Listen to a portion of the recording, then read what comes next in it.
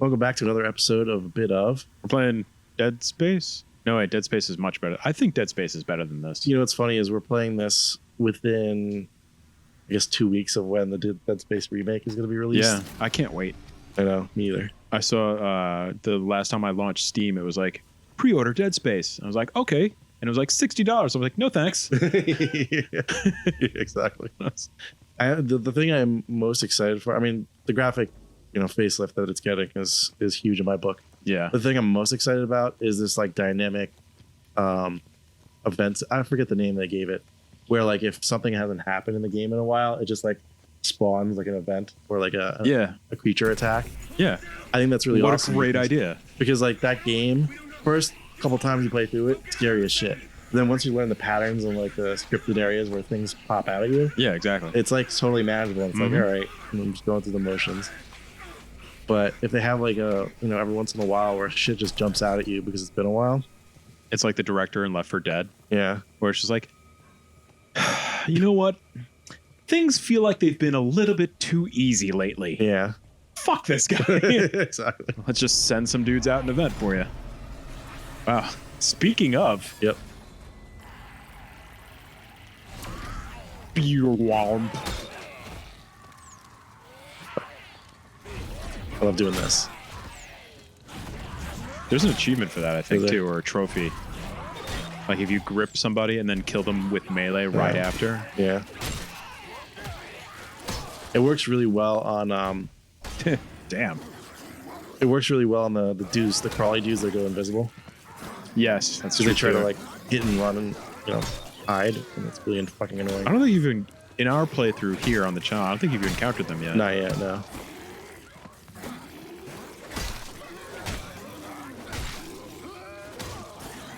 Need to get the arm break. Remember, you haven't fully upgraded that thing. Yeah, I know. Really fucking annoying. Normally these guys would be dead in like a couple of hits. Yeah, like 3 hits, they're usually gone with a fully upgraded baton. And they're usually missing a lot more parts at that point, too. They did the sweep the leg upgrade. That's good. Yep. Now to do the rounds of stopping. Yep. Which, again, I'm sure there's a reason for it, the way they went with that decision where you have to stomp them to get the item out of them. Yeah. But fucking, if they die, just make the item drop. I know. Come on. That's the one thing later in the game when you use like the environment to kill them. Yeah. You lose access to the item drops that they made. So it's like, do I really want to like sacrifice the ability to get all these potential credits and ammo and health things that I can sell? Yeah. Or do I want to do this the easy way? It's like I could throw that guy to a spiked wall, or I could throw them into a spinning propeller. Yeah. But I also need money. Yep. To upgrade the items because like the game, like it throws money at you all the time, but it's such a small and significant amount compared to the cost of upgrading the item. Right. Speaking of, that's going. Do you feel a lot more confident selling health now? To know like how much I get. Yeah, exactly. Like I was trying to tell you on like the first or second episode, I'm like, just sell. If you're carrying health, just get rid of it, sell it. By the end of the game, I was selling ammo. Yeah. Like I don't need these bullets. I know.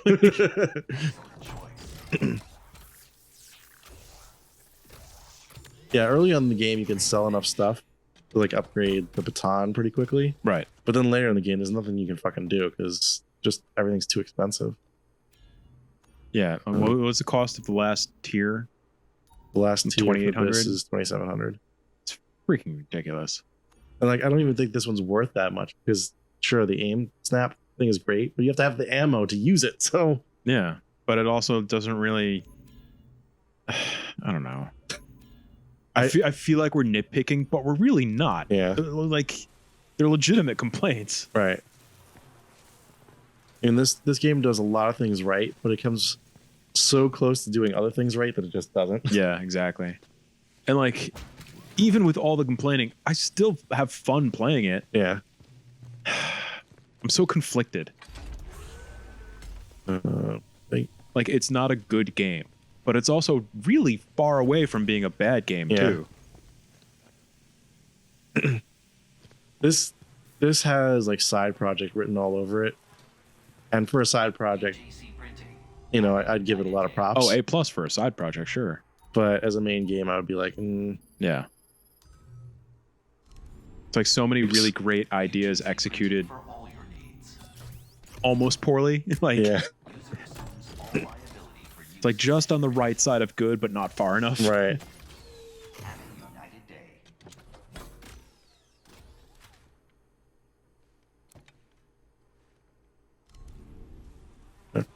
You ever think about getting a 3D printer? I have, but there's not enough. It was like when drones were super popular. I'm like, there's not enough reasons for me to get this. Right. Like if I was constantly building, like crafting stuff to use, sure. Yeah. But I think it would be more like a novelty thing that would just wear off after a while for me. I think so too. Like I've always wanted to get one, but it's not at the hobby you throw away price point yet. Right. I remember one year for my birthday a couple years ago, Viv got me a drone. I was like, please return it. Yeah. Because like at that point, our son was 1. And we were like just going into a pandemic where we were coming home and staying home and not going to the office anymore. She's like, you can use it on the weekends. I'm like, when am I going to use it on the weekends? When I'm watching my son all day? Yeah. We found the meat locker where they keep all the human pops. I'm like, yeah, oh.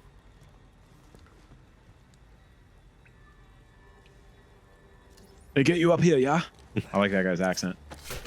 Like, yeah, I could use a drone every now and then, but like, again, what am I gonna do with the footage and just like flying it around? Like, that's like when it's not worth the cost of having it as a throwaway hobby. Not at that point. That's like when the development kit version of the Oculus Rift came out back in like 2014. Oh, it went public. Yeah, I picked up one because I was like, this looks really cool, and I could probably mod it. Yeah, to do stuff. But there was like almost no software that supported it. You got to do like a demo and maybe some like janky ass like unsupported, you know, game plugin that would make you super nauseous after 40 minutes because it was not like synced up just right to avoid the disorientation that would cause. And the controls too. Yeah. Yeah, that's the thing. You need like a gamepad or something to control the game with. You didn't have the little like hand controls they had to come with now. So like the version of like the Oculus Quest and the Oculus Quest 2 or the Meta Quest or whatever you want to call it are like so much more accessible and like widely supported than that was even. Yeah, because they've had years of development time and experimentation to get there. Yep.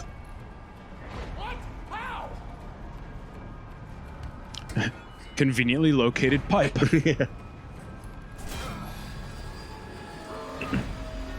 I always get to this section and I forget like if I need to do a quick time event because it feels like it's leading me to a quick time event and then we just sit here and watch it happen. It's very Resident Evil.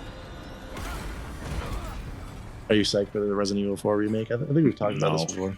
I don't care anymore. I'm so cynical. I'm jaded. Well, I mean, they've remade Resident Evil 4 like 3 times already. Yeah.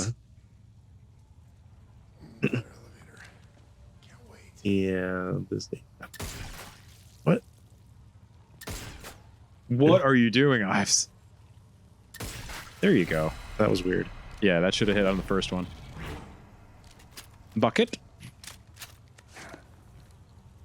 Like popping this. If they started remaking games that were like far enough away in time from when they initially came out, yeah, and there was like a significant improvement, like if they remade Mario 1, right, like the very first side-scrolling Mario, which they kind of did with Mario Maker. You know, that's fundamentally different at that point. Yeah. I mean, even what they did with Doom back in 2016 was like amazing. Yeah, that's a really good point too.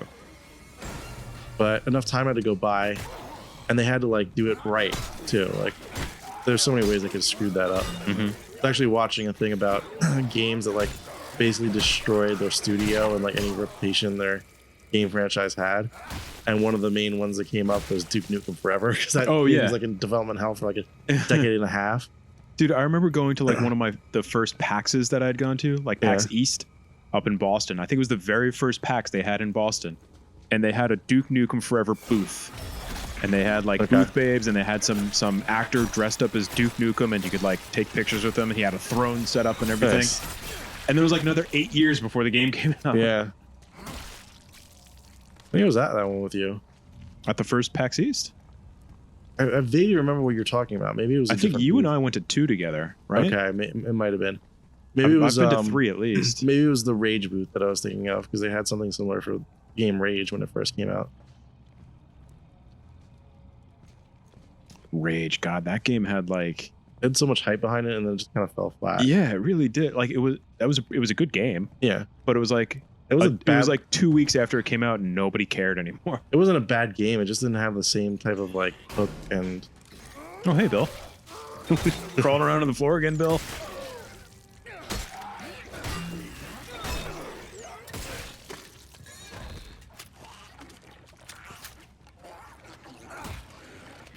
Stop squirming, Bill.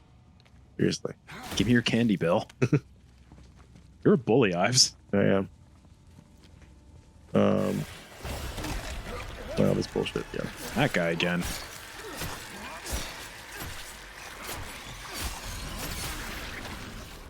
Gross. I forgot what I was saying before. Something about Rage being like an okay game. Yeah, at like PAX. I was really excited for it because it's gonna be like a post-apocalyptic style, like, you know, first-person shooter, and all it really was like you doing a bunch of side missions and like a couple story missions here and there, and the story just wasn't that compelling. Like you make your way through the wasteland, try Yeah. to figure out what your purpose is, and I've thought of that game. That game to me was just like another studio's take on Borderlands. yeah, Because that game was Borderlands. that was like Borderlands without the humor and like the over-the-topness that makes Borderlands so awesome. Exactly. And like without like the ridiculousness of like, you found a gun that shoots hearts. Yeah. You know, like, You found a gun that shoots axes.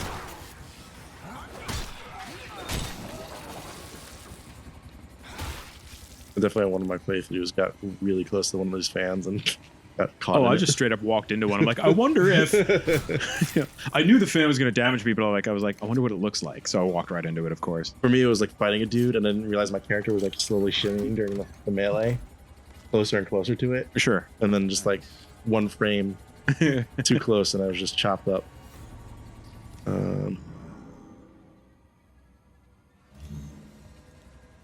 You know what? Can I use? I can use the battery. Yeah. You like tons of later on. Yeah, the battery and the health injectors don't sell for much. The batteries don't sell for much. The health injectors sell for 100 credits though. Mr. I remember things. Yeah. So anytime I come across like it's like you find processors or digital printers or whatever they are, you find stuff that's worth a lot more money. Yeah. So I always like end up using the batteries or the health injectors or just dropping them because they're so worthless. Oh, what are you gonna do? What are you gonna do? God damn it. What are you doing, Ives? Ow. Explodey. That guy's like, Craig, no! What happened? I was helping him with his list.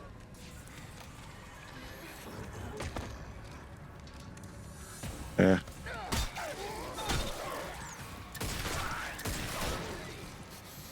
Who's coming? They're all coming. Coming to get you.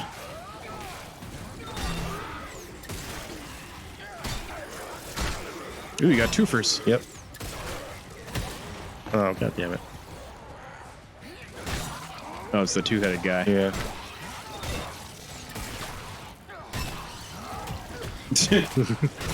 Shoving.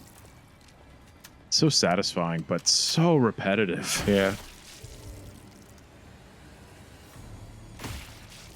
I feel like they developed like the animations and the concept for Melee and stuff, and they were like really happy with themselves at the studio that made this, and then they're like, all right, we can make a game out of it, but like honestly, it was more that they just got overhyped by their own like achievement. Their own hubris. Yeah. And like, don't get me wrong, that the combat is very satisfying, and Yeah. I feel like whoever came up with it or a team came up with it, yeah, you should be really proud of it, but fucking overuse it and Yeah. you ruin it. Right.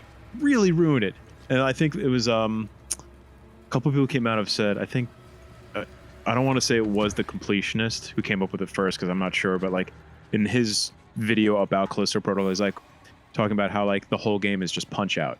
Yep. Dodge left, dodge right, dodge back, hit when it's your time to hit, and that's the whole game. And you're right, that's what this game is. It's fucking a different version of Punch Out. It'd be great if they casted Mike Tyson as the lieutenant that you have to fight. Yeah, right.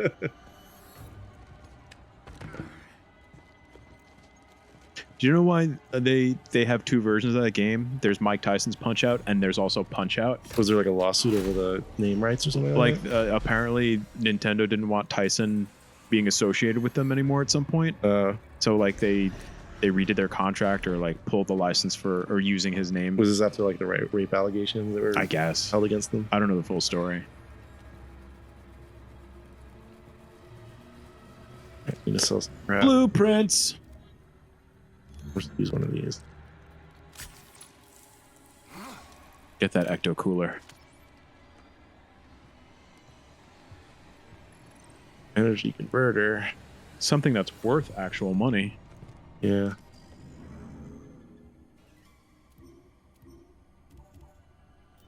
I just had like 2 more. Oh, reload your pistol. Oh, you didn't do that upgrade yet? No. I did the first things I did with my guns when I was playing was I upgraded their clip capacity. Yeah. So I could hold more ammo. So I wouldn't have to drop ammo. Right. But then I ended up not needing the ammo in my inventory anyway. So I was like, oh, fuck it. Just gonna sell everything anyway. I just wish there were either like more sell points or like ability to backtrack so you could go back and sell some of the stuff you picked up. It's really restrictive, the amount of space that you can't backtrack. Yeah.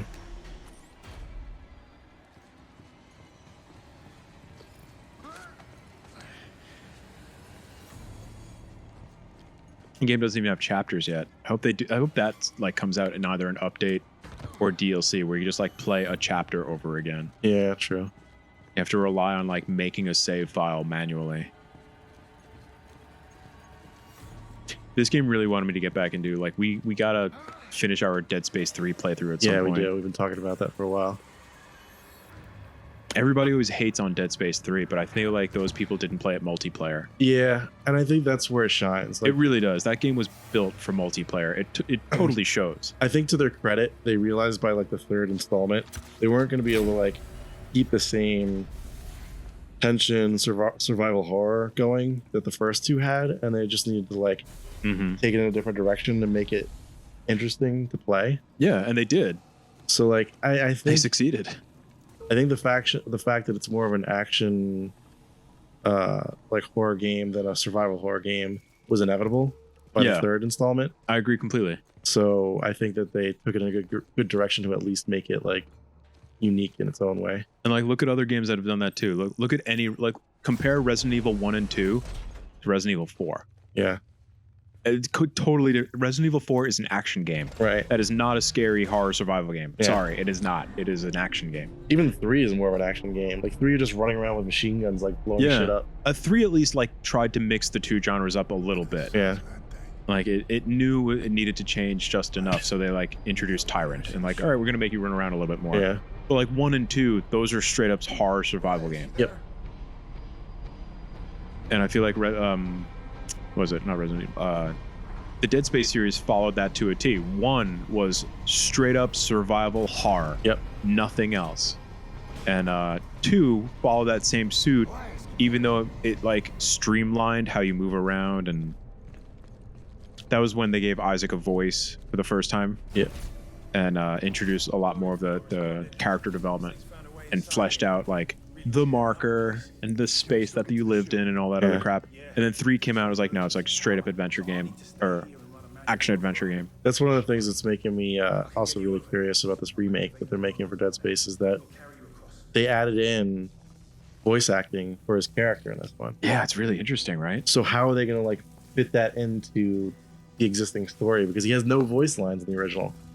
They had to rewrite the script to like include his take on things, which I think is cool, but like it's really intriguing. Yeah. I don't know. I refuse to drop $60 on that game, but at the same time, I'm like really itchy to see what's going on with it. I think I'm probably just gonna end up watching somebody else play it, like on a stream or YouTube or something, and then pick it up when it like drops at least $20, maybe $15.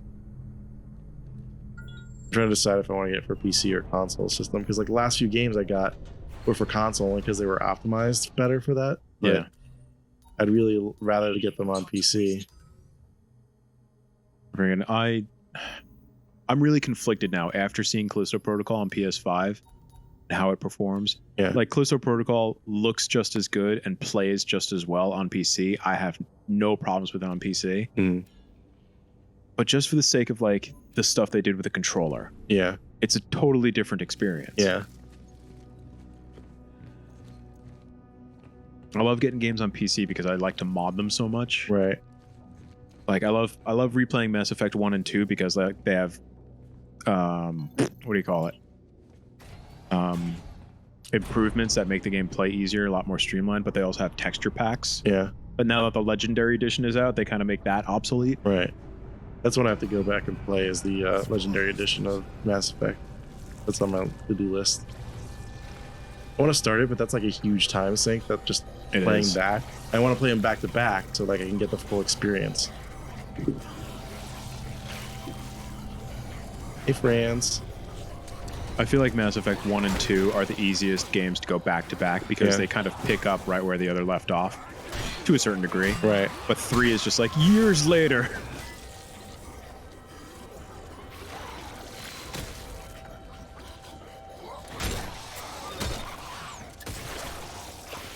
Hurry up and kill those guys so we can go to the next episode. Okay. Fuck, I'm dead. Hurry up and get killed by those guys so we can go to the next episode. Yay, my head. It's a tasty treat. See you guys in the next one. Bye. Don't be scared, Jelly Bean. It's just a video game, not real.